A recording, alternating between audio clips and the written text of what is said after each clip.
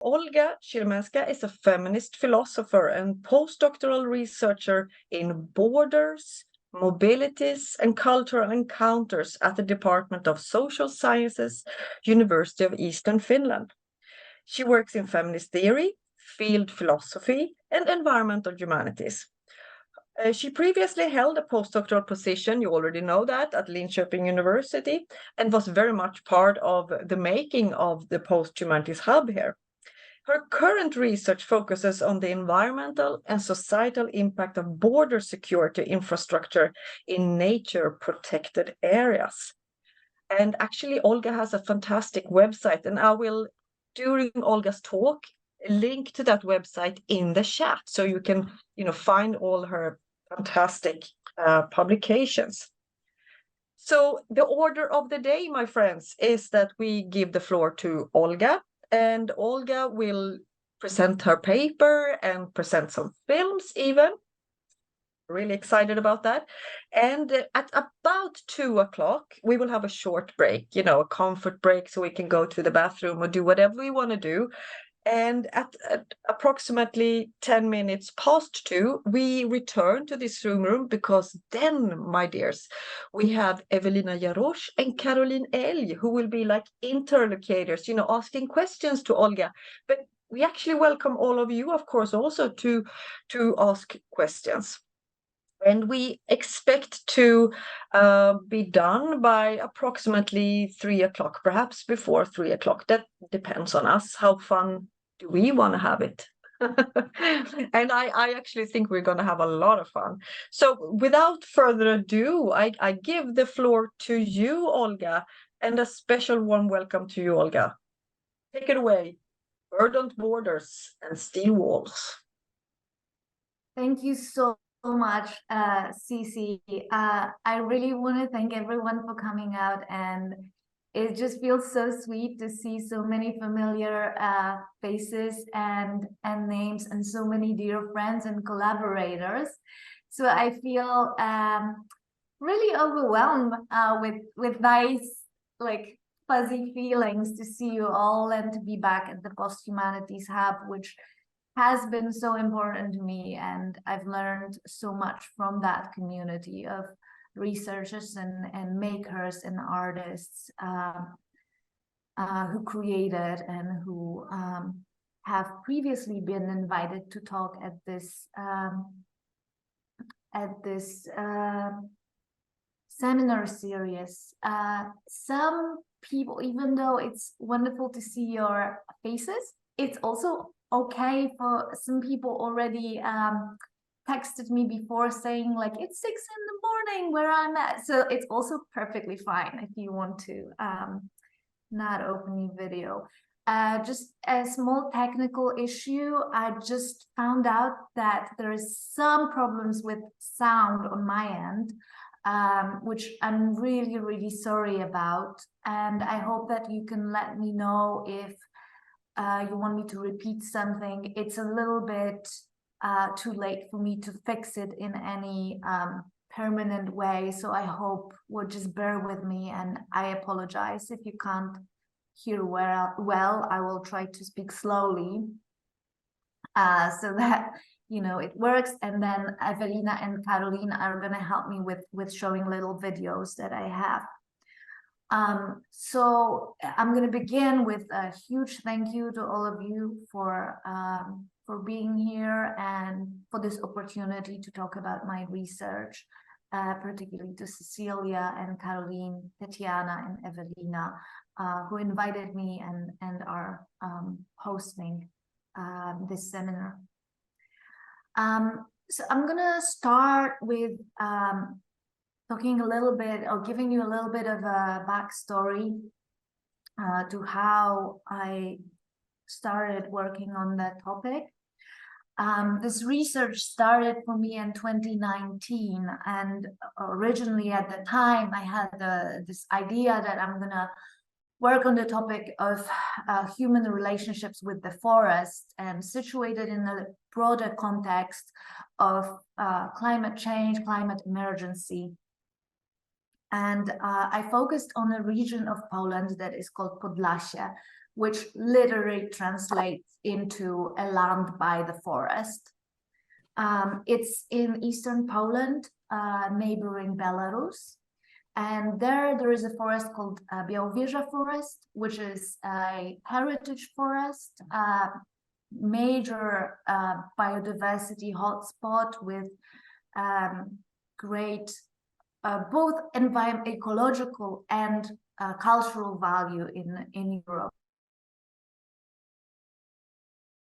It's an area that belongs to Natura 2000, which is a network of nature protected areas in Europe. So a major important forest, important ecosystem, protected ecosystem. And when I first started working with the forest, I had this idea that I'm going to reinvent myself as a researcher. I'm trained as a philosopher, and I've always been doing very theoretical work. But this time I wanted to try more of an ethnographic approach. And very quickly I realized that I'm failing at it. So both people in the area and the forest itself resisted that sort of extractive approach that I arrived with. And in a way, my own body also resisted it, because quite soon after I started, I got very ill myself. So when the border crisis started or let's say erupted in the summer of 2021 on the border between Poland and Belarus, I wasn't even working at all. I myself was going through a health crisis, and in some ways, and this is kind of a personal thing I would like to share. In some ways, it felt on the level of the body. I felt that it's so weird that there is so much resources going into my own treatment and so much care and effort that goes into keeping me alive, while at the same time people's lives are thrown away like that. So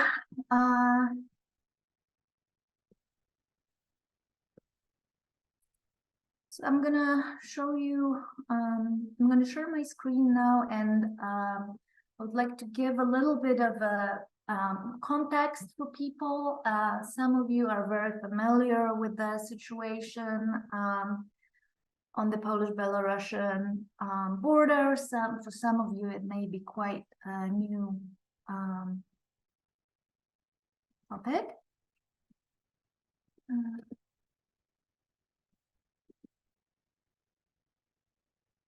So first, just some pictures I took to give you a sense of what kind of environment, what kind of ecology we're talking about. It's a very dense wilderness. This is sort of the terrain that people are crossing through. So waterlogged, heavily forested, with difficult, harsh conditions, cold and covered with snow in late fall and winter.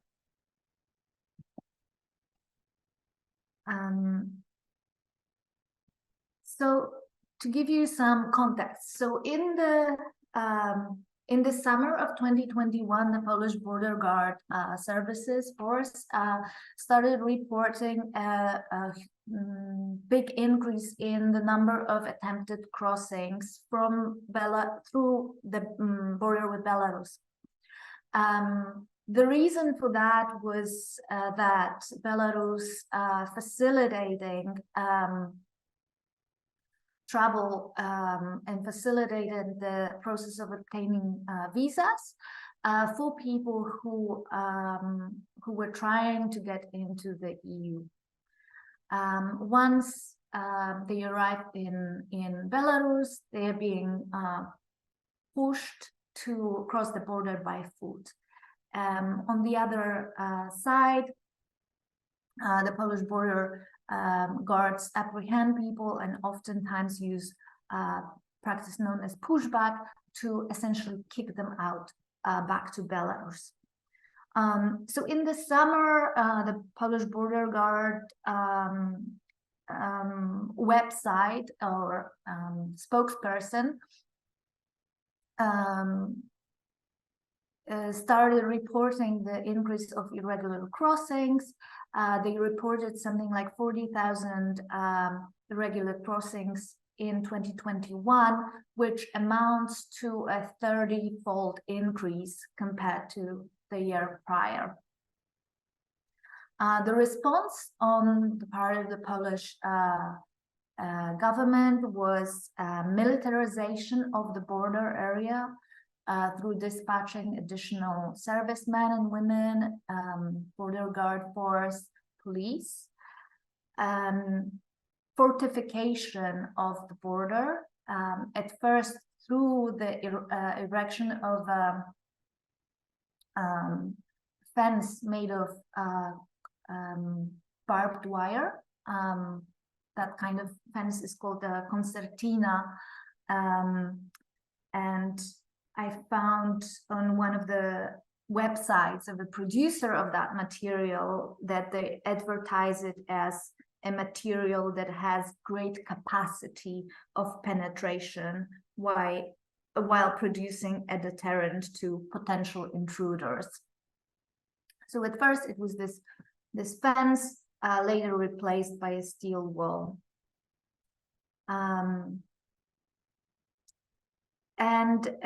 Another type of response was an introduction of a state of emergency, which lasted since September 2021 till the summer of 2022.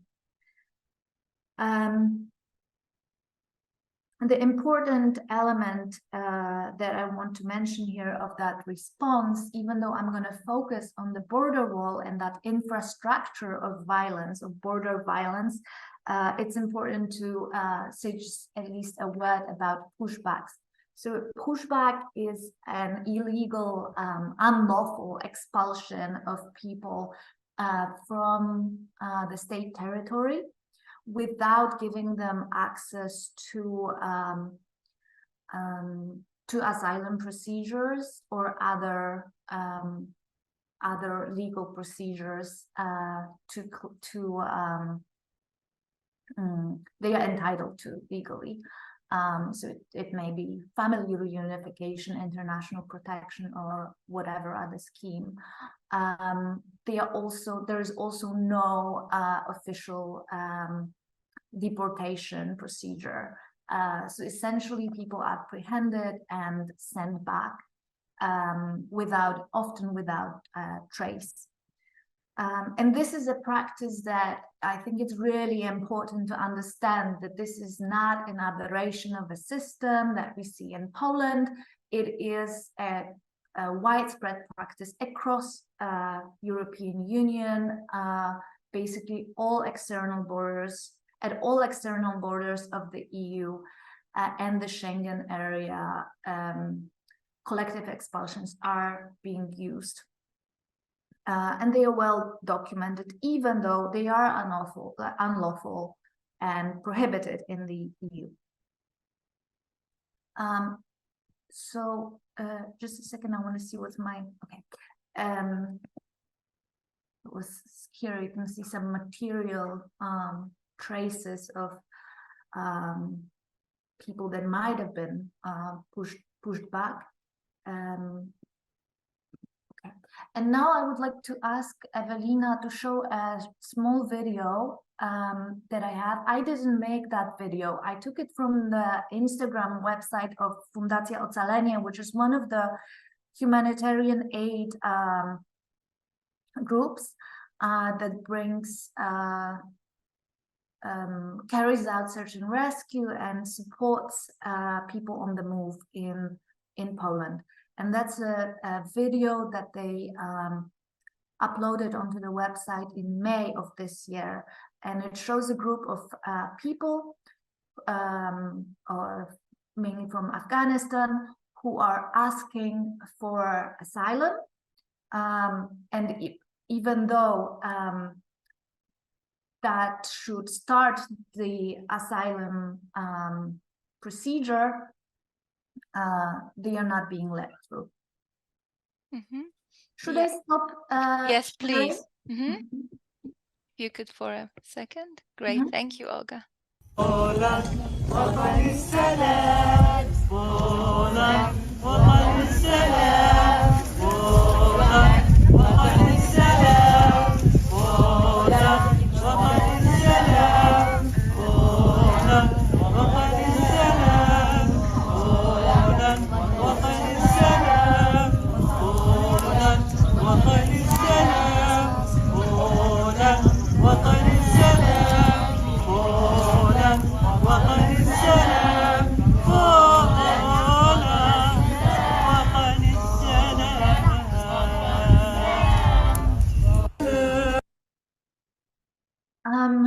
Yes, so the post says here, the one that Fundacja Ocalenie uploaded, it says that the group is singing "Poland is my safe place," 11 children and 13 adults asking for asylum.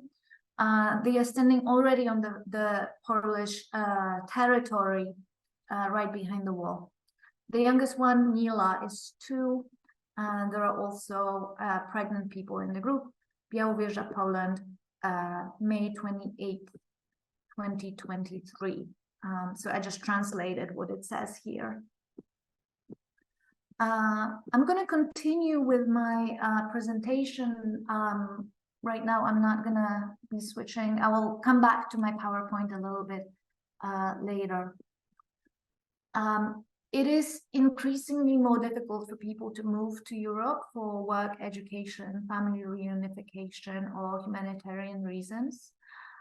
So even though we live in a world that is defined by border-defying phenomena, planetary crisis, climate emergency and its aftershocks, energy vulnerability, extreme weather conditions, and pandemics, which, as we all have experienced in one way or another, are border crossing phenomena. At the same time, border barriers proliferate more than ever before. So for example, in 1989, there were 6 border walls in the world, compared to something like 74 today. The Schengen area, of which Poland is part, counts, it's this visa-free zone in Europe that counts 27 countries, and was built on the vision of a border-less Europe to facilitate movement of people and goods, but the European Union's external borders and within the EU and Schengen area, border fences run for more than 2,000 kilometers. So it's important to see the Polish case as part of a larger system of border regimes. And now I will switch back to my PowerPoint to show you the infrastructure.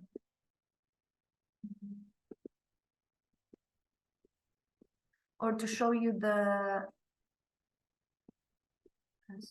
you can see it now, right? Just what the Polish one looks like. It's a little bit similar to some parts of this big, beautiful, in quotation marks, of course, Trump wall in the US. So it's 5 meters tall steel wall, topped with concertina wire, which is this wire curated with razor blades, and a spike with technology from motion sensors, cameras, electronic, so-called electronic barrier.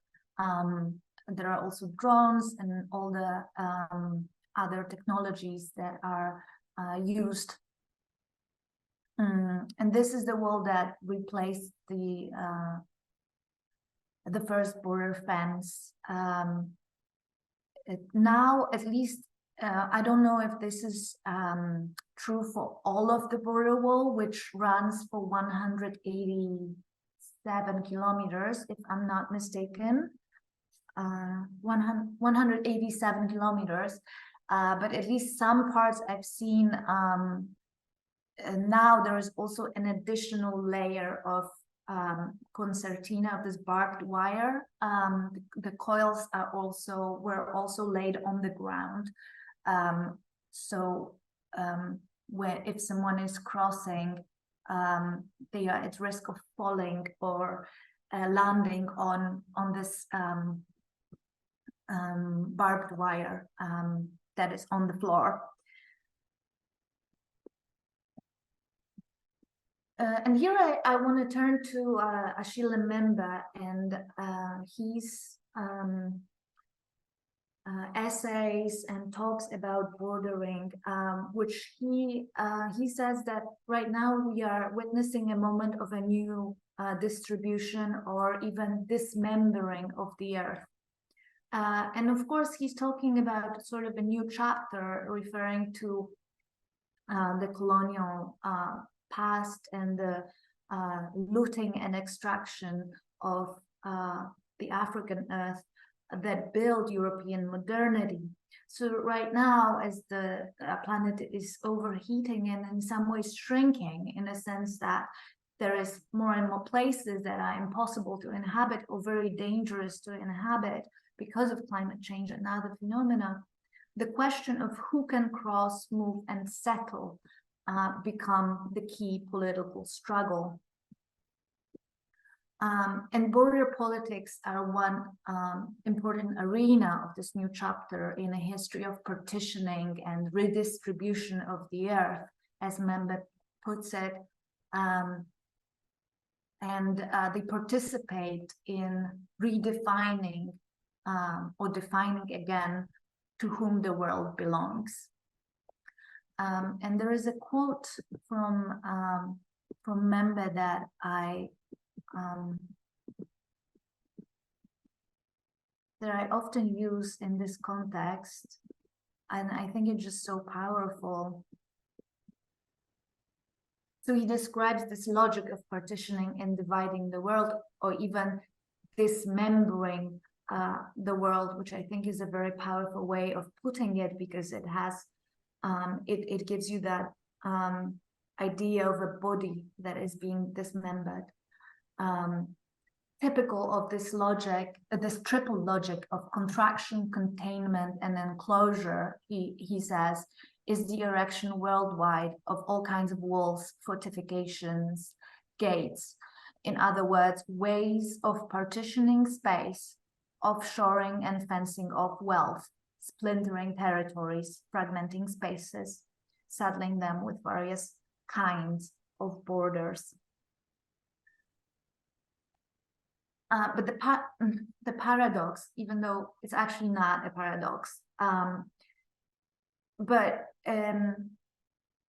despite of what populist politicians tell us, border walls don't work. So at least since 2015, it's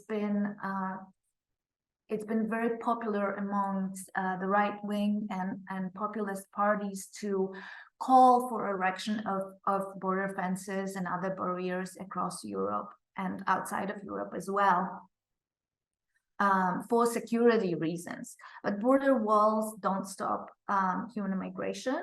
And we know that from multiple research and reporting across the world. All they do is reroute migration traffic into more dangerous places, causing more deaths and injuries. They also have a massively destructive impact on the environment. And because of time constraints, I'm not going to go into detail, but I will send in the chat box links to research about that. And in Poland, there is Dr. Katarzyna Nowak and her team from Białowieża Geobotanical Station, who's now leading a research project that documents and analyzes all the various environmental impacts that the border wall has, from disrupting animal migratory patterns and fragmenting habitats, to noise pollution, light pollution, and even invasive species that are associated with the process of construction, all the materials that are brought on site, and etc. So I'm not really going to go into details here. There are people who are more knowledgeable to do that sort of research, and it's really fascinating, and it's really, really important too. But what I want to highlight is that these border walls participate in what I call politics of injury. What they do effectively is inflict pain. They are in fact designed to inflict pain on bodies, and as they cut through human bodies, break bones, bleed out, debilitate and maim, they also cut through the environment. And somehow I found these tracks in the forest, on the forest road, somehow symptomatic and really powerful to think with as well. And I have a quote here that I wanted to read, so I'm sorry that my PowerPoint went into a different mode now, but it's because I'm going back to the quote that I wanted to read to you. Sorry, just a second. Yes, so I wanted to read this quote from Shahram Khosravi, who's a Sweden-based anthropologist of migration. And in one of his articles, he writes that borders are, quote, designed to cause pain and hurt bodies. Razor wire cuts the flesh of anyone who attempts to go through it. Walls are built to cause injuries to those who try to climb them. Electric fences trigger shocks to those who touch them. End of quote. Possible to get to read that quote, because I didn't capture the name also of the author, and I really want to read this. Yes, it's going to come up in the presentation in a minute, okay? Okay. Yes. And I wanted to also give a small shout out to Laya and Golnar, who are dear friends and colleagues of mine, who also were training me how to pronounce his name. I think I'm still doing it wrong, but yes. Okay, so again, I don't really have so much time to go into the analysis, and hopefully we can also talk about it more in the Q&A and the discussion. But I've been thinking about this regime, this logic of politics of injury, also along the lines of Jasbir Puar's The Right to Maim, and how she analyzes the process of debilitation of a population, particularly focusing on the context of the Israeli occupation of Gaza. But the interesting thing in her analysis is that, of course, she takes the classical Foucauldian model of power that is stretched between these two axis, so the sovereign power to kill and the biopolitical power to let live, but then she identifies this other power formation whose formula is the right to maim, which means that, or which assumes that there are populations available for injury, populations that are expandable and expandable, And in this context, we can expand her model to also talk about how the border wall cuts through wilderness of the heritage forest, and how politics of injury extends to animals in natural habitats and ecosystems as well, treating them as sort of a collateral damage. So for me, the border wall epitomizes the politics of the cut. They operate at the level of the flesh and bones, cutting across both geographies and biological boundaries. And when I talk about the cut, the concept of the cut, I'm referring here to Karen Barad, and a lot of you are very familiar with her work. The cut in via Karen Barad is ontological mechanism or operation that makes boundaries. So while the reality is articulated as primarily interconnected and entangled, separation is something that is introduced through these cutting mechanisms or operations, which means that separation is secondary.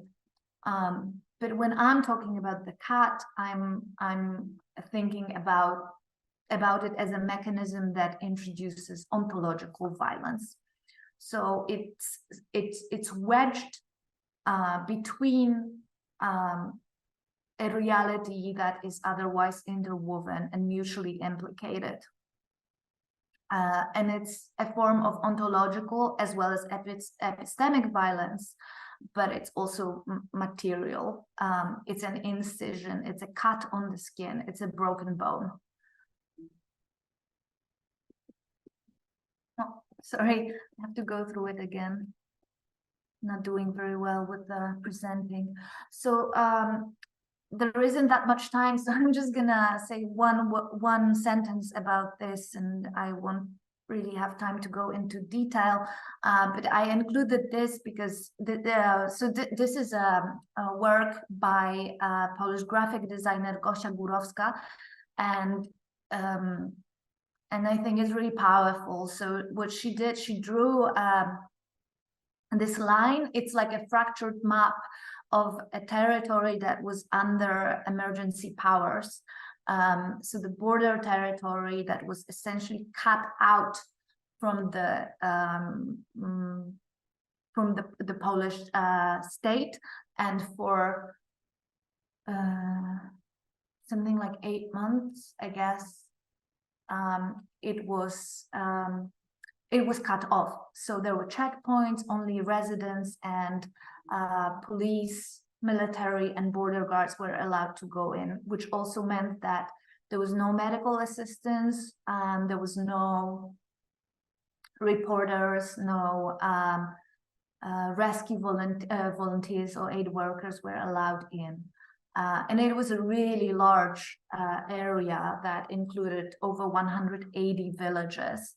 So she drew this fractured map and commented that it looks a little bit like a broken, like an open vein, like a bleeding, because violence, once unleashed, spills over. But it also looks very organic. Like it also looks like a water shed or a web of rivers or root system.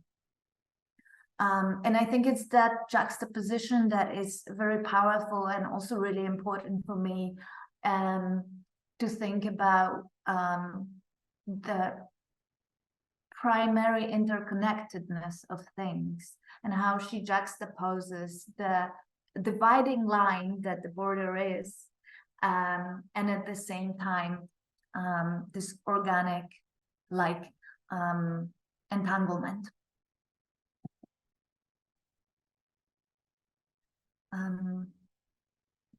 Yes, that's a really beautiful quote from Inflamed, that the border between ecosystems is a living, moving boundary, not a wall. And here And here are some pictures that I took. These are signs that mark the entrance of the emergency, or the area under the emergency powers. So it says that the entry is prohibited, but already on these pictures, you can see that in the forest, there are no boundaries. You don't know where this emergency area starts and ends, and it's overgrown, and it's being overgrown repeatedly. I'm going to stop share just for a second.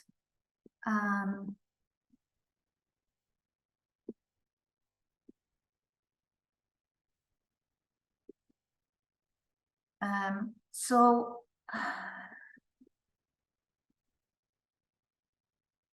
sorry, there's just so much I want to share with you. Yeah. So again, and I will come back to my slides in a second, but again, I'm thinking with Khosravi. He has an article that has a really powerful title that, I mean, the whole article is really powerful, but I love the title, and I've been thinking with it for a while now. The piece is entitled, "What do we see if we look at the border from the other side?"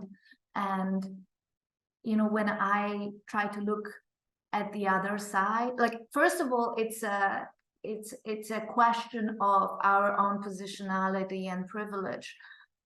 Which side of the border is the other side for us? But for me, it's also about materially sort of looking across the bars of the wall and looking at what is on the other side. And what I see is the same ecology. It's the same earth. It's the same forest. It's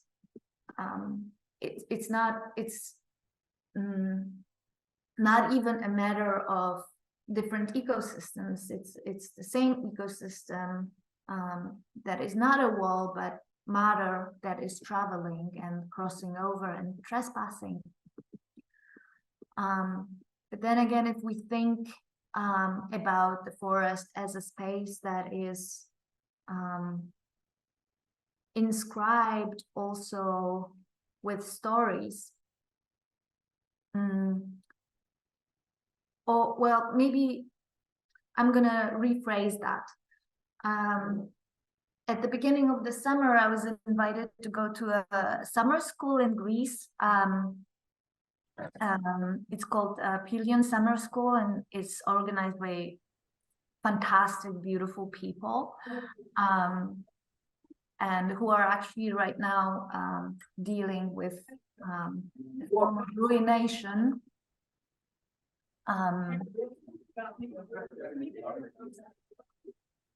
Annette, is that by mistake that you have your mic on, or did you want to add something?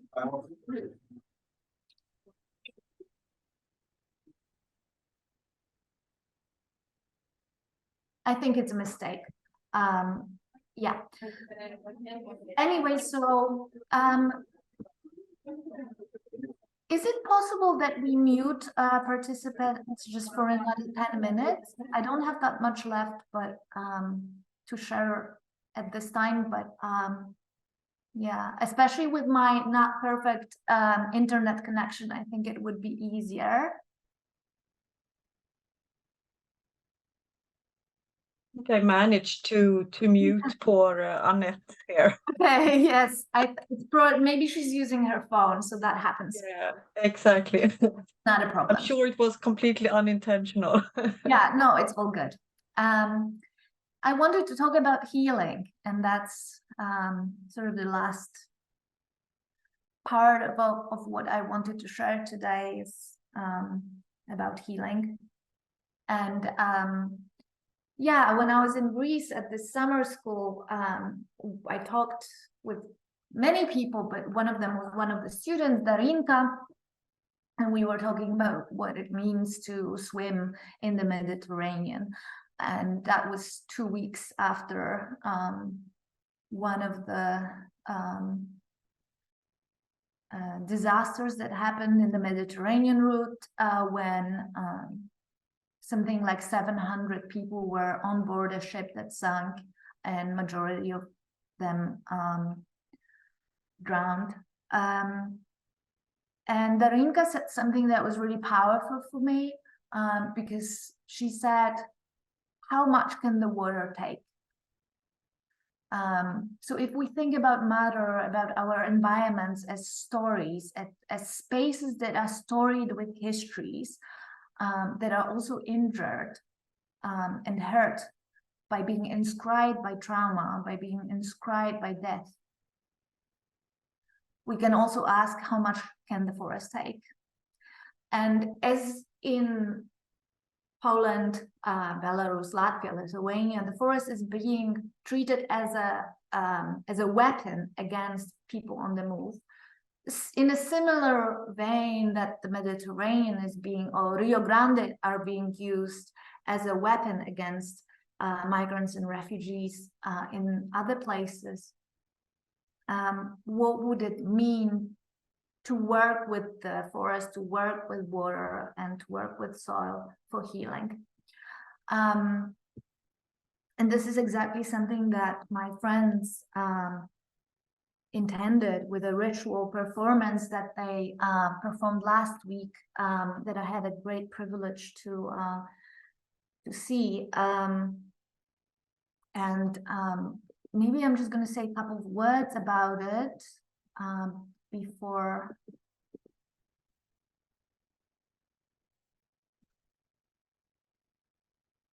Oh yeah, I don't know why this is happening.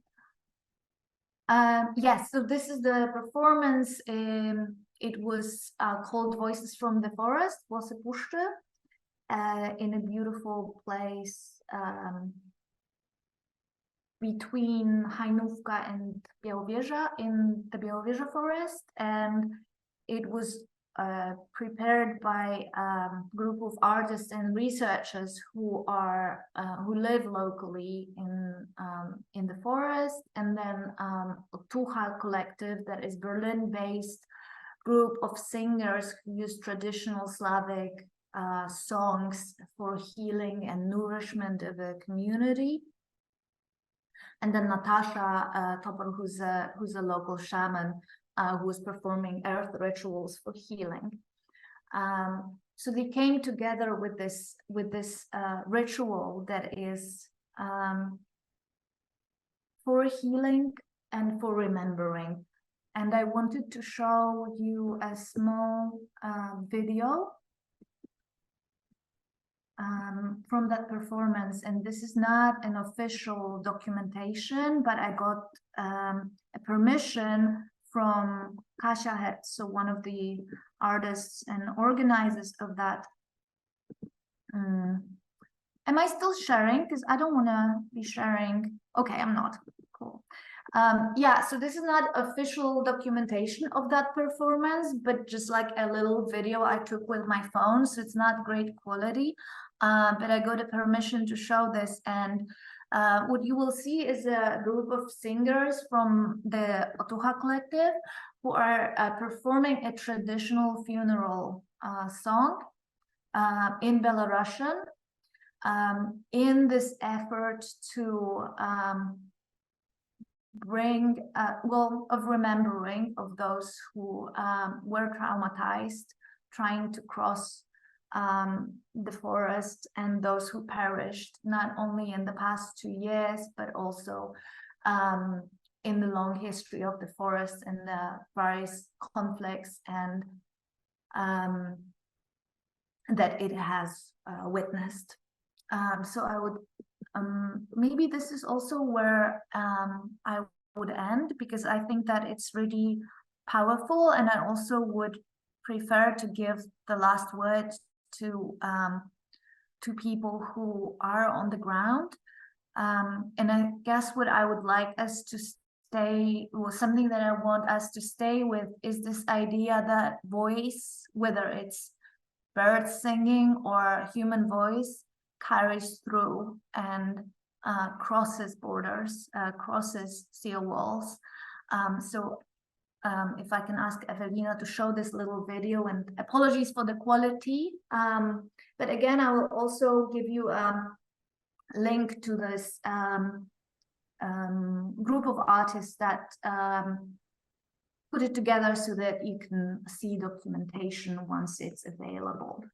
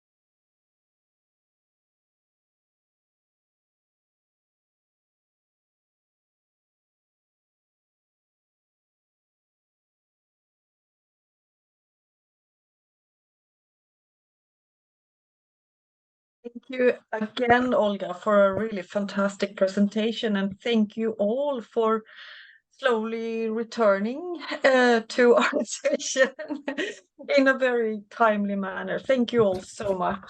Most of all, thank you, Olga.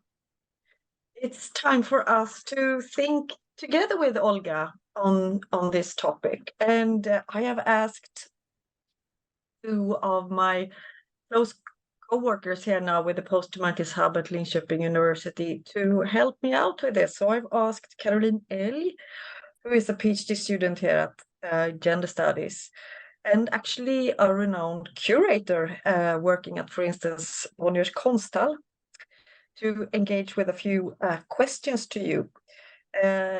Maybe it's good for you, Olga, to know that Caroline is very interested in forests, and especially in maybe underwater forests, but she hosts a specific interest in the more land-based forests as well. And I'm also very proud to, after Caroline's presentation, introduce Evelina Jarosz, who is a guest researcher here with the Poshumanities Hub during September. But she also works as assistant professor at the Pedagogical University of Krakow in Poland. And in fact, Evelina too is very much of an underwater activist. So, for instance, Evelina curated the most recent Poshumanities Hub webinar we had here entitled Eco is the New Sexual, with Annie Sprinkle and Beth Stevens and Justina Gorowska. So it's a real pleasure for me to maybe ask you, Caroline, to start with your question or comment to Olga. Yes, of course. First, I'd like to say thank you so much for a wonderful presentation. It really had a huge impact on me, and especially also, I think, the ending with the singing. And I totally agree with you that voice, and especially the singing voice, really carries through and really touches deeply. But my question concerns, the fact that you for many years have conducted research focusing on the Bielowieża forest and from many different angles and perspectives. And I had the pleasure of meeting you in 2019 in conjunction with a seminar at Bonniers Konsthall. And through following your work a bit, I've learned a lot about this very special forest that is often called Europe's last pristine forest with a unique ecosystem. And as you have shown through your presentation today, many different kind of emergencies and crises are very much entangled here. And in the paper today, you've primarily been focusing on the relationship between bodies, borders, and kin during the political crisis that transpired at the border of Belarus and Poland in 20 and 21. And in previous articles, you have more been focusing on, as I see it, the environmental conflicts within this very forest, and also specific actions and feminist struggles. For example, this action acted by artist Cecilia Malik, where mothers sat on tree stumps in the forest and breastfeeding their babies, which I think also is a very powerful protest against ongoing forestation. So my question is a little bit linking the environmental and social and the political crisis that intersect in your work, and how you have been drawing in the previous work in relation to previous research articles and chapters and so on.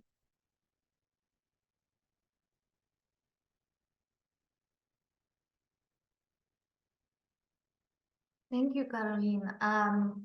Yes, so like I said, I originally sort of at the beginning started, I felt this pull and a draw to go to Bielowieża Forest because of the ongoing anti-logging campaign that was happening there. But I think what is really important for me right now is to think about border crisis and environmental crisis as mutually implicated. I think it was one of the articles that Marco Armiero had, where he writes that not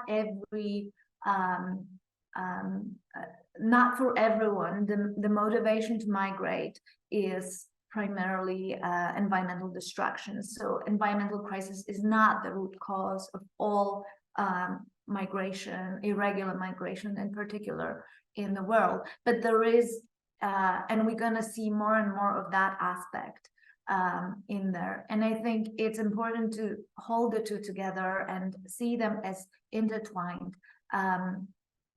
And the idea of that there is in some ways more and more refugees, both humans and non-human ones, that are on the move because of environmental destruction, I think is very important and is going to shape the way we talk about, is already shaping how we talk about politics and do research.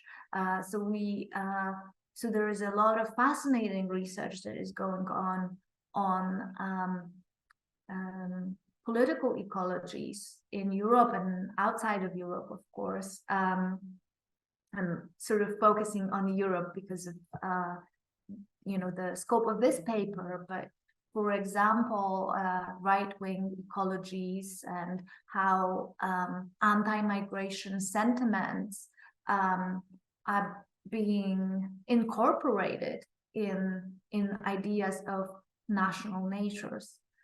So all of these are very closely related, and yeah.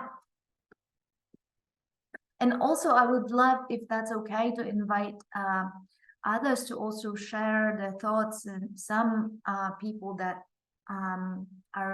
joined today for the seminar are super knowledgeable about these things and also research them in different configurations and alignments. So it would be wonderful to also hear from you if you would like to just to share your research and ideas. Absolutely. That's what we are here for, having a conversation together. But thank you so much, Carolina. Thank you so much, Olga, again. Do you want to share some additional insights? Nora, for instance, I've seen.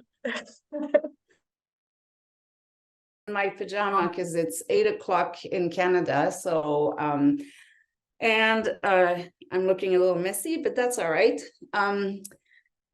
Thank you so much. There's so much lines of thought that emerged for me from the presentation. And of course, in a Canadian context where we are engaged in a process of decolonization, the question of colonizers' borders and indigenous mapping and the tensions between the two have been part of the discussions. And I kept thinking, looking at your images of the forest, like natural beings like forests or rivers or mountains create their own maps.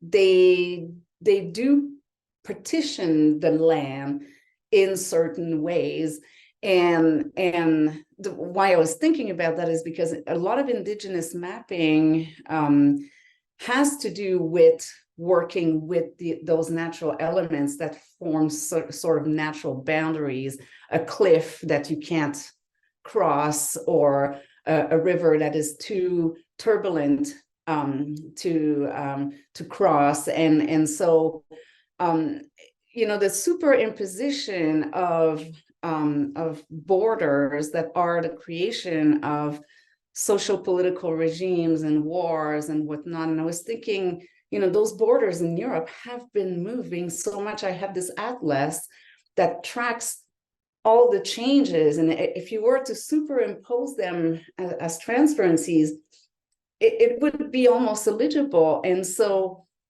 what does a forest have to teach us about that? Because if you look at those images of the forest you showed, it's messy, it's entangled, it's the forest is growing and it's changing and it's shifting, and yet we keep trying to put things in boxes and draw lines and put walls up. Anyway, I'm rambling now, but yeah, if anything resonates, I'd be happy to hear more.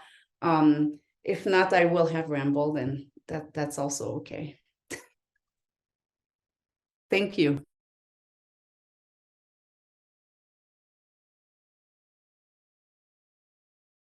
Thank you. I think it's a beautiful rambling. I mean, there is definitely, I don't have like answers, but I think there is something to be said, or about boundaries and borders, to give it sort of a more nuanced, to have maybe a more nuanced analysis, in a sense that, of course, we also talk about boundaries as something that is a positive thing, that establishes boundaries of what is okay and not okay, boundaries of our own body.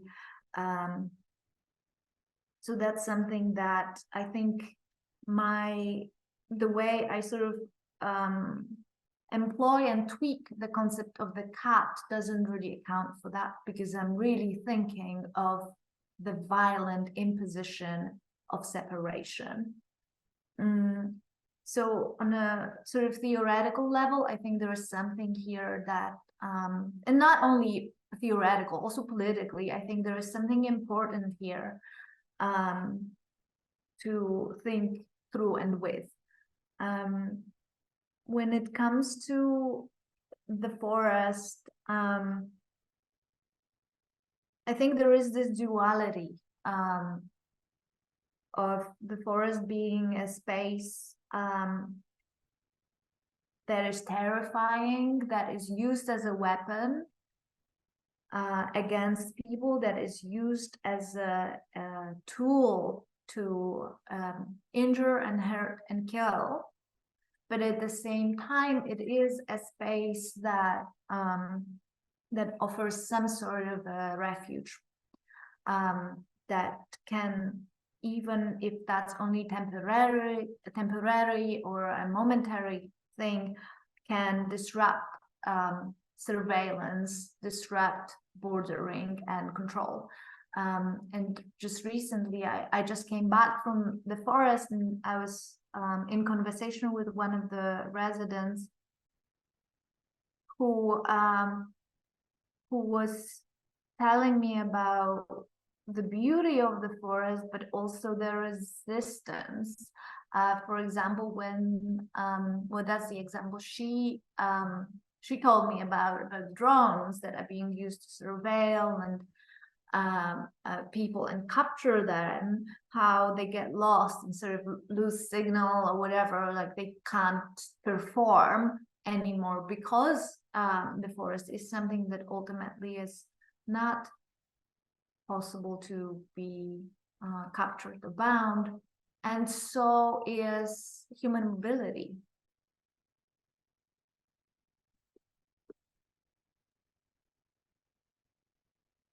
Thank you so much. Actually, we have a few. Can I just add, like, on that very last note, I mean, I'm thinking also of forests and fairy tales, and how scary they have been represented to be, but also how they're often inhabited by women who possess the knowledge about nature and plants and medicine and whatnot, right? Those dear witches in the fairy tales. So there's something interesting there to think about as well. A place that can be scary, but that can also serve as a refuge, right? And this transitional space. Thank you so much. Thank you so much, Christine. I would like to give the floor to Evelina. Your question. Yeah. Okay. So first of all, thank you, Olga, for your important research. And while Caroline thanked you for the ending of your presentation, I will thank you for the beginning, which was, you know, like the acknowledgement of your privilege, both privilege and vulnerability, which is very important, I think, when we are discussing such a neuralgic topics as the border crisis.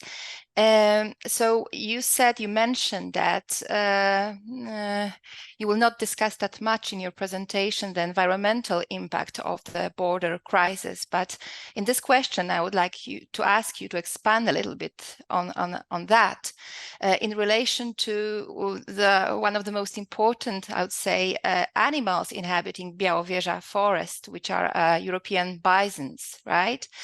So in 2022, I read in the Polish newspaper that actually 20 European bisons were trapped in the barber wire, in the Belarusian barber wire from the 80s, and the name for that is Sistema, and the Polish razor wire fence, which you already mentioned, concertina, which, as you already know by Olga's presentation, is not a musical instrument. So my question is that how do these big hairy fellows fit into your project of verdant ecologies and eco-ontologies? And also, I would like to recall your wonderful paper, The Grammar of Belonging, Bodies, Borders, and Kins in the Belarusian-Polish Border Crisis, where you discuss who qualifies as a family and who doesn't. But the examples in this paper is also mostly in humans. So I'm asking about the recognition of these animals in your project. Thank you.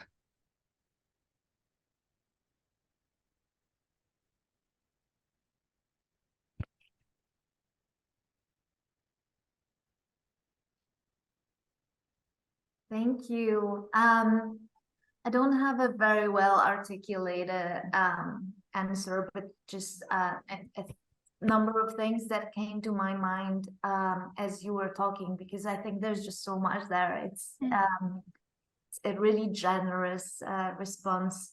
And I have here this book. It's called Barbed Wire, Ecology and Ecology of Modernity. It's a really interesting one. I mean, there are things to be said about the style of the analysis and things like that, but as a history of an object, I think it's really fascinating. And Raviel Nets, who's the author of this, describes how barbed wire was at first invented and used to control the movement of cows in the US. And then the technology spread out and was used in prisons and concentration camps, and to delineate not only human space from the space for the cattle, but also political lines and lines of property.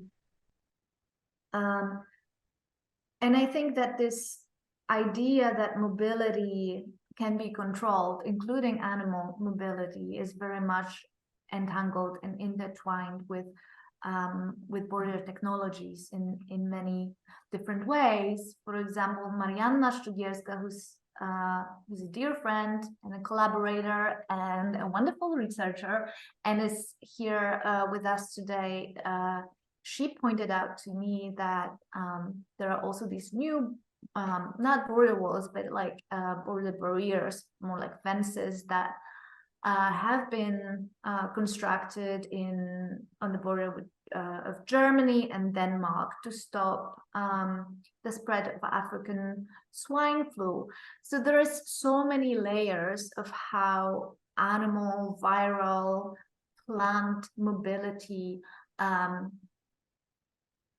all these attempts to control it for our human, profit and benefit, that ultimately in some ways fail.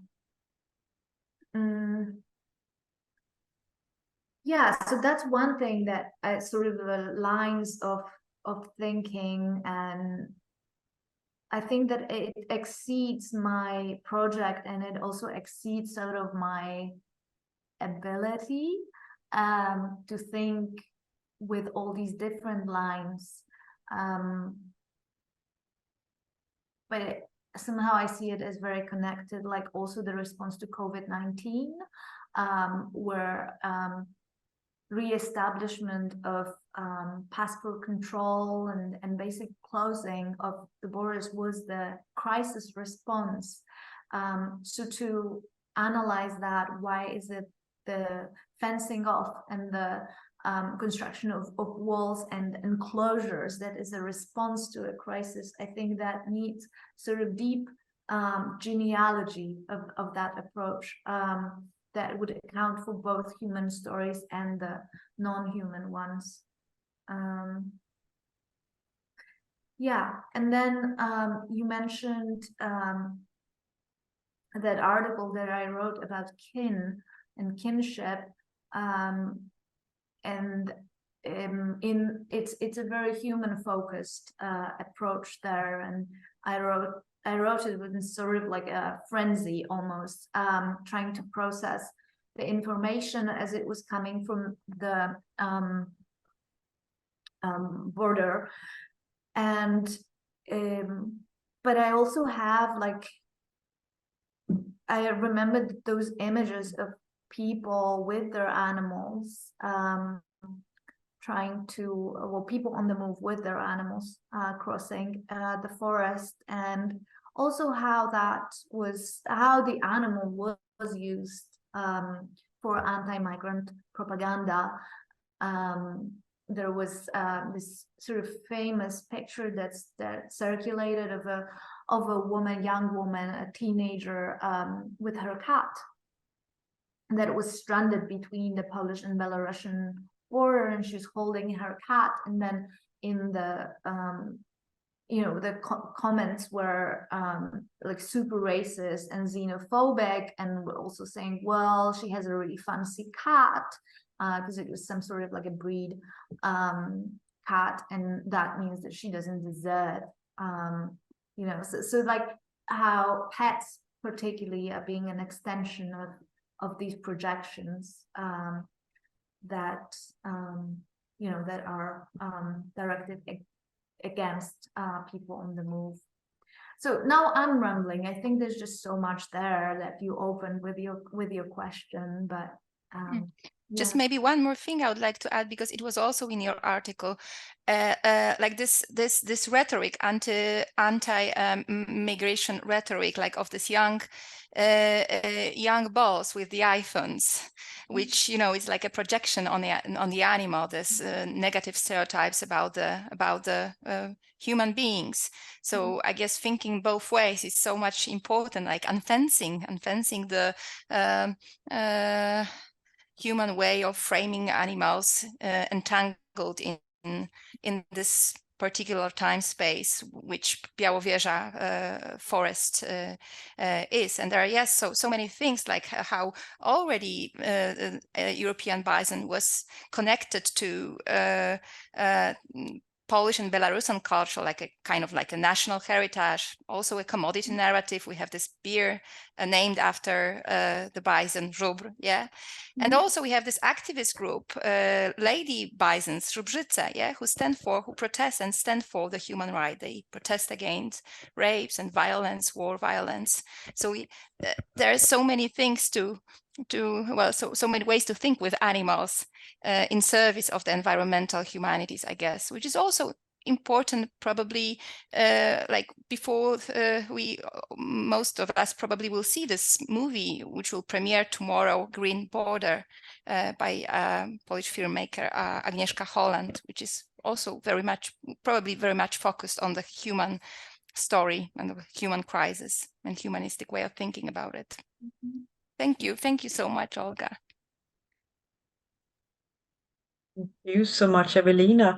Olga, if you want to add anything, just it's your show. So, but I'm so keen to say hi to Tarsh for the first time since you landed from Australia to Umeå, right? Right. So nice to have you here, Tarsh. But you also wanted to ask a question. I do, yes. Hi, Olga. Hello, everyone. Thank you. Really interesting talk. And I know that you mentioned earlier that, that there were sort of discussions about the more than human effects of the increasing border walls. But I guess for me, following kind of Evelina's question, I'm wondering about, I guess, not just thinking through like of humans as becoming animal, I suppose, or even animalizing humans, but actually just thinking about the borders that the more than human animals or more than human beings themselves create, and the politics of those within more than human ecology, and how that also sits in with the idea of this idea of dismembering the world, or the politics of injury. So almost in some ways trying to take the human out of it, I suppose. Does that make sense? Hi, Tars. It's so nice that you're here. Can you elaborate? No, I'm not. I'm understanding correctly, so that's why I wanted to ask you to maybe explain a little bit more what you mean by I guess, okay, so I guess my question is about that humans are not the only ones that establish boundaries and territories, and they're not the only ones that police and surveil those territories. And then there are also other organisms that transgress those territories, right? Which is, evident with COVID, for example. And so those sort of the mixtures of those politics of the human and the more than human in terms of either establishing, policing, or transgressing boundaries is kind of interesting. And I'm wondering about the timing of the Belarus-Polish thing, whether, because I'm from Australia, I'm not familiar with this, with the sort of politics, local politics of that. And I'm curious as to whether there was a more than human impetus for some of it. Does that make sense? Does that help? Yes, absolutely. Thank you. Yes. I mean, I haven't thought of it in that way, to be honest. I have been thinking with the idea of resistance that the forest puts up.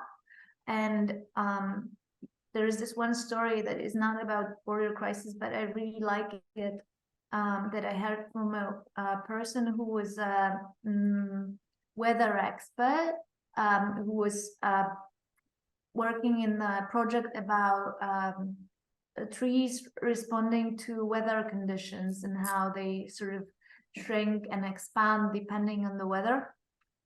And anyway, she was telling me about, so one of the things that she did for this project was to put these dendrometers, so like these little devices that are put, like it's like a band that they put around the tree trunk to measure. And so she would do that, and then she would do the measurements. And there was one in particular one particular woodpecker that would always come and destroy that one particular device that they would install. So there is that's something that I was looking at, the ability and the sort of the willfulness of non-human agents to establish boundaries, I guess you could say. But it's a little bit hard for me right now to see the analogy between human border politics and then how animals establish their ranges and territories. So that's something that I would have to think through, I suppose. As for the context, I mean, there is a very complicated international crisis going on that was exacerbated by the by the Russian invasion in Ukraine. But essentially, I guess it's agreed on that the crisis was facilitated by the Belarusian side as a presumably form of retaliation for sanctions that the EU imposed on Belarus. So so that was kind of the beginning of the crisis, and then it was framed in as a hybrid war, which is also really I think interesting and problematic to call it like that, because a hybrid could be something that is a mix of human and non-human, for example, or a mix of two different species. But in this context, a hybrid warfare, I guess that's a kind of war that is that uses non-traditional methods of warfare. It's humans that are being used as weapons. And in the discourse, whether it's in Poland or in the EU, more largely, people on the move are oftentimes positioned as instruments rather than as victims or agents in the border crisis. Mm-hmm. Yeah, I don't know if this answers. Yes, you also asked whether there was like a non-human element to the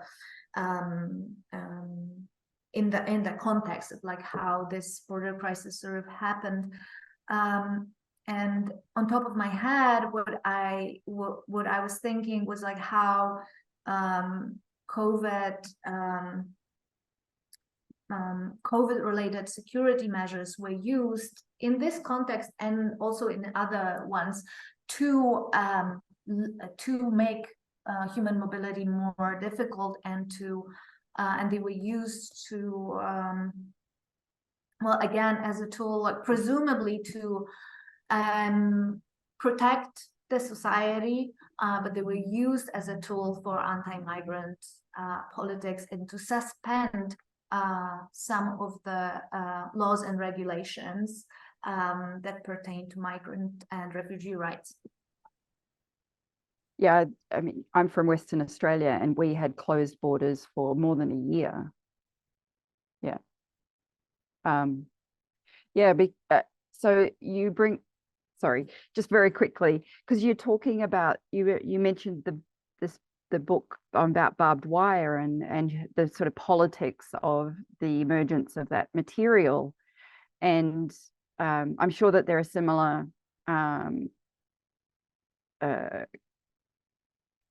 examples of it all over the world, but in Australia we have this thing called the rabbit-proof fence, which was, you know, established as sort of a ostensibly more than human containment, or at least border, but then became much more highly human, politicized through the human landscape and culture. So I just, yeah, it's lots of interesting things. But thanks, sweetie.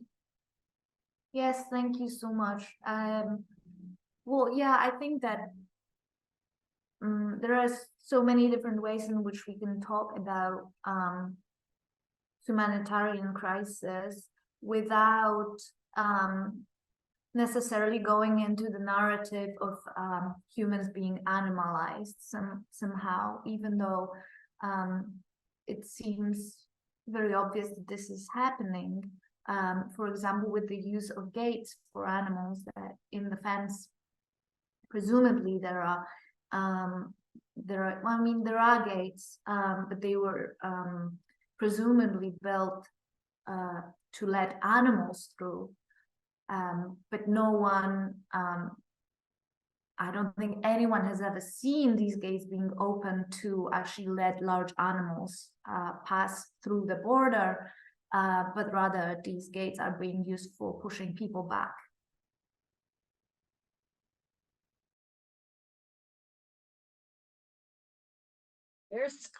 It's really amazing. We have also a few comments and people who've been waiting to ask you questions, Olga.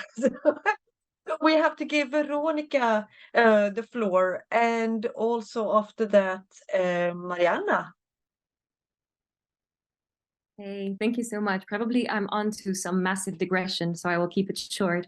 But I think in relationship to territorial architecture and also biopolitics, it was really interesting for me, and it really also caught my imagination to think in reverse. So to think of course, like fences and divisions and who can pass, who can't, but also the mobility of objects and resources, and also non-humans in relation to, of course, global capitalism. And I think it's like two ends or two angles of one story. And thinking infrastructures, I really had to imagine all these, I don't know, gas pipelines and energy outsourcing and, you know, waste management and sending it to the other end of the world. And it's really interesting that while we live in the world of walls in so many ways, we also live in this endless mobility of objects and resources coming from these very places and from these very hands that cannot move as well. And that somehow it's a story that's also intertwined in a way that these people that are not allowed to pass very often are forced to stay in their places so that the cheap labor and extractivism can continue. And for me, it was, I just thought, you know, what is the fence made of? Probably, you know, the steel and the wire that made the fence is probably produced in some mine, let's say in an African country. And I think looking through this perspective of like also the traveling matter, does a lot to imagination as well. This global, still colonial capitalism that doesn't have borders actually, when it has to feed those that consume the most. And I think that's also maybe some point in the story of walls, and at the same time, passages and trains and planes and pipelines that pass through, the materials.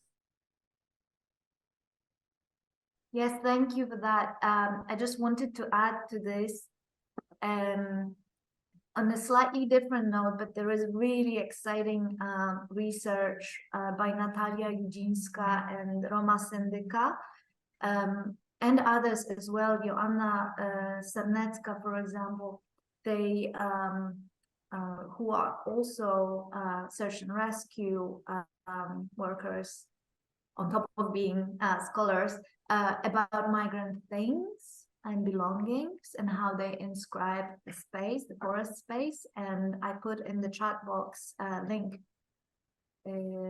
Yes, I put a link to the work. So I just wanted to acknowledge that work and share this resource. It's really fascinating.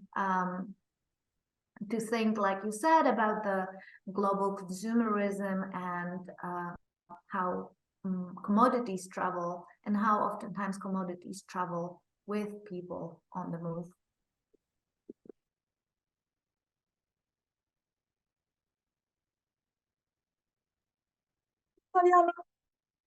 Hi. Hi, everyone. Thanks, Olga, for the great presentation. Apologies, I'm like a little bit sick. That's why I keep my video off. And also there's probably nothing to look at the moment. But I actually wanted to like follow up on the discussion on like the non-human nature in the situation you're describing. And also like, what's your thoughts on, you know, always this ambiguous way in which people can use animals and non-human nature as representation, because it's partly also inspired by Evelina's comment and the question about the European bison, on which I also have worked a bit before, but more historically. So it's a very powerful nationalist symbol as well, the European bison, as you of course know. And there was actually other people who called themselves bisons in the interwar period in Poland, and those were żubry kresowe, which kresy is a very Polish kind of terrible way of saying borderland, and they were hyper-conservative landowners who just didn't want to move from the borderlands where they were owners and masters, you know. And then, of course, it's like a beautiful reclamation when you have the group Lubrzyca, but like how, you know, it works sometimes that this kind of charismatic megafauna lends itself to those romantic visions of identification, and how maybe some other parts of non-human nature are kind of like not taken into account to the same extent. But also I think what fascinates me in your project is how you show very well this inherent ambiguity, you know, that like a lot of the activists who are now helping people on the move, they were also present in Białowieża before when the logging started, and they are concerned so much with the natural environment and saving the forest from logging. So they have this passion, you know, for nature, definitely. And this nature that we can admire and want to save can become, you know, so dangerous for people on the move who are trying to cross that inhuman border, like so outside even of those infrastructures, and how these infrastructures having this history of being, you know, animal fencing, they dehumanize the people. They're dangerous both to the animals, some animals who cannot cross it so easily, and the routes are completely destroyed. And biologists and life scientists in Białowieża, they are always like using those arguments also to kind of politically be against the borders, but at the same time, you know, like there's this inherent weird ambiguity in what's happening. And I think like there's something really that struck me today when you were saying about how the barbed wire is actually coming back to cattle, you know, and then it made me really think about cattle slavery and this kind of dehumanizing, animalizing, racializing logic that's going on in some way. And in Białowieża, what's really apparent is that before they managed to build this huge border wall, and the technology for building that wall comes from Israel, surprise, surprise, settler colonialism, they were planning already on the same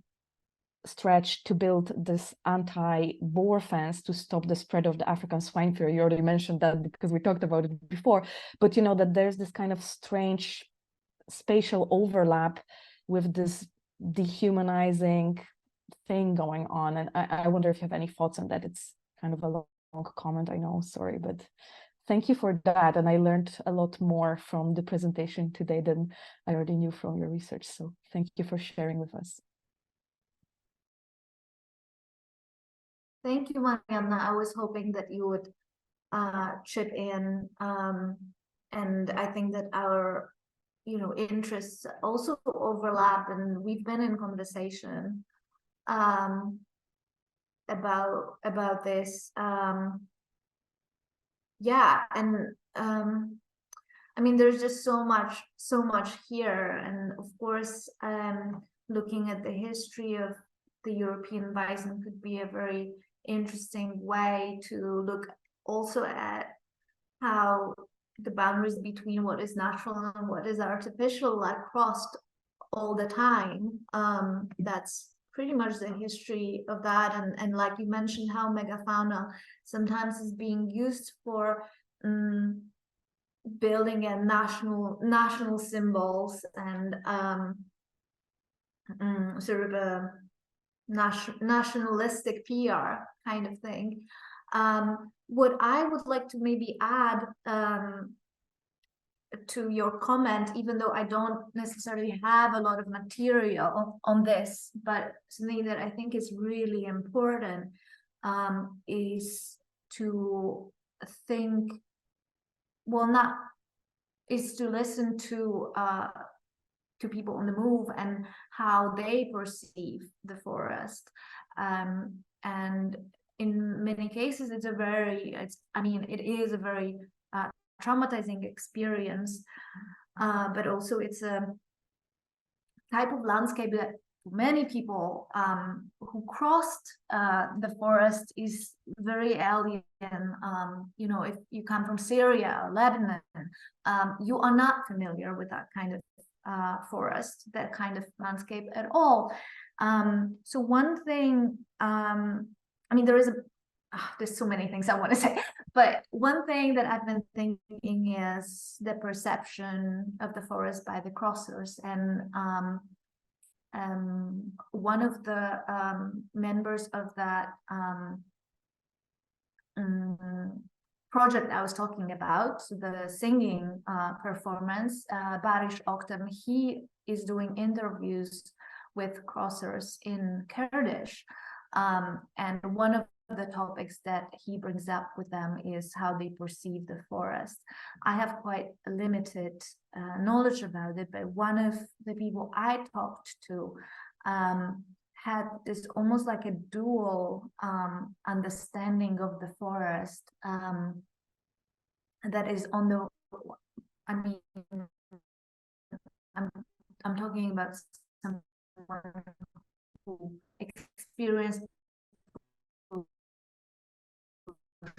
and so on the one hand there is the Polish jungles, this space that is terrifying, that is dangerous, where your whole body is in the constant state of emergency, of threat, but on the other hand, he shared with me that, you know, there were moments in which he was like, despite the terror and despite like the fear, he did notice the beauty of that space also. Wow, that's amazing. So there are kind of testimonies recorded that you could have potentially access to. Yeah, that's really amazing, because I do think that also this concept of the jungle, which is like activist, it also is very potent in activist circles. And you know, a jungle can be an urban space, like in Calais or other places, but the fact that the Polish jungle is an actual primeval forest is kind of amazing, you know, and the way it works. Because I do think, for example, that somehow if you decided to think with the bison, I think it might be limiting because of all of these like flagship species, charisma, whatever connotations, because I think what you're describing is much more common, like to what is similar to the Australian context, as in like the feral, you know, like in Australia, the concept of the feral, as Tarsh was kind of saying, I kept thinking about it. This is the life beyond law, you know, kind of. The feral is the life to be eradicated, and etc. And I think that's more common rather than the endangered, protected species, etc. So like, I don't know, like this is just some thoughts. Yeah.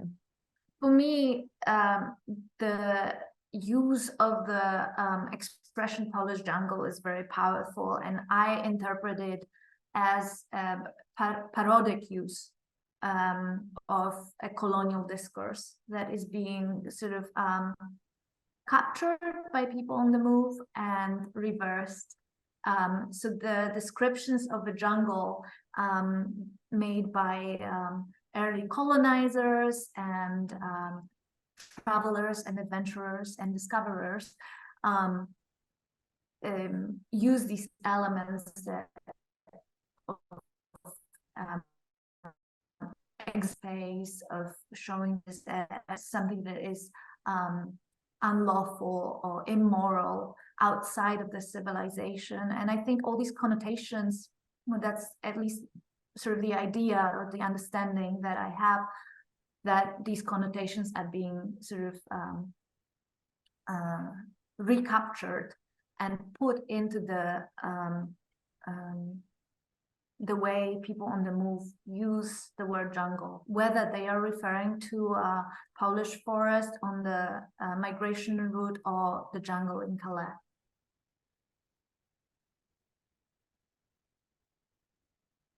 Yes, our time here has come to an end for now. I hope to see you back with the next Poshumanities Hub webinar. Olga, thank you so much for a really powerful presentation. Thank you, Evelina. Thank you, Caroline, and thank you, Tatjana, for recording and making posters and everything. Thank you all so much. And later, I want to say also thank you in advance to Marco Marila, who will edit this recording. Thank you all so much for participating. And I'm Cecilia Åsberg, and thank you for coming, and please come back soon.